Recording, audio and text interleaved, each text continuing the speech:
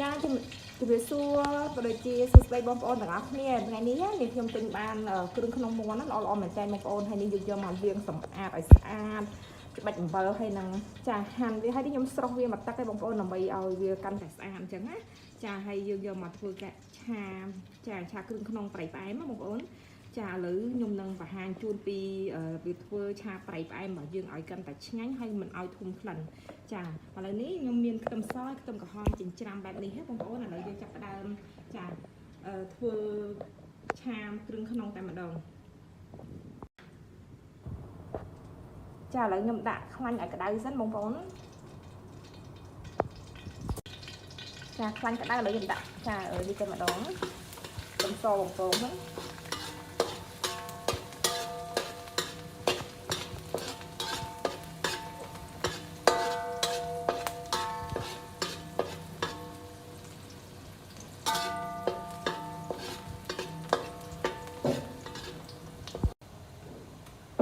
ដាក់ខ្ទឹមក្រហមចូល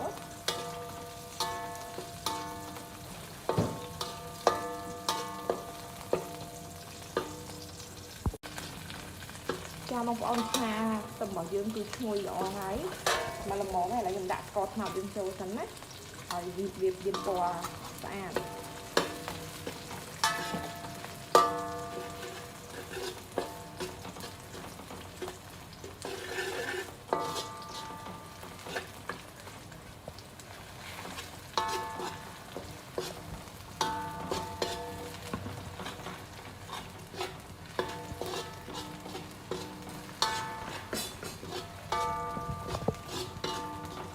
ចាឥឡូវនឹងឡើងពណ៌ក្រងល្អបងប្អូនចាក់គ្រឿងមាន់យើងចូលទៅម្ដង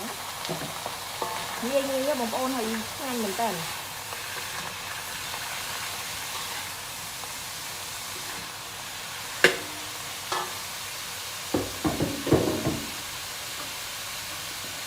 ចាឥឡូវយើងវាយគ្រឿងចូលបងប្អូនម្រេចគឺដាក់ក្រាស់តែម្ដងណាបងប្អូនដាក់3ស្លាបព្រាកាហ្វេ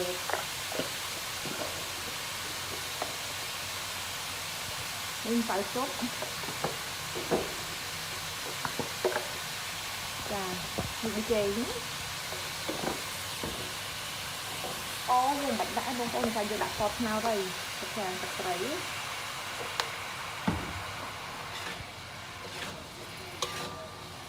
ចាឥឡូវយើងបង្ហោះវាចូលជាតិសិនណា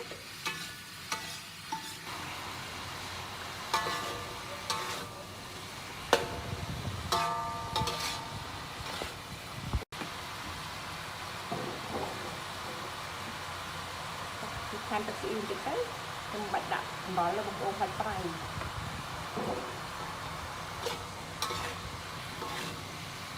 ចាំលីងវាឲ្យចូលជាតិឲ្យឈួតសិនទៅចាំយើងចាក់ទឹកទៅបង្ហោះឲ្យឆ្អិនហ្នឹងវាការស្វាទេបងប្អូនហើយលេងទឹកខ្ទឹមយើងដាក់ឲ្យច្រើនណាព្រោះមុខម្ហូបបែបនេះវាទៅគ្រឿងខាងក៏បានញ៉ាំបាយកាន់តែឆ្ងាញ់បងប្អូនចាយើងកូរស្ករត្នោតចឹងទៅគឺគ្រឿងក្នុងយើងវាអត់ស្លេកទេវាជាក្រហមវាខអញ្ចឹងងាយមែនតើបងប្អូនគ្រឿងក្នុងចាបងប្អូនឥឡូវនេះយើងរំលីងវាស្ងួតទឹកល្អមែនតើហើយយើងចាក់ទឹកទាំងអស់វាឲ្យឆ្អិនល្អហ្នឹងណាចាឥឡូវយើងបង្ហោះវាបន្តហ្នឹងឲ្យវាឆ្អិនល្អហើយវាផុយឈ្ងុយមែនតើបងប្អូន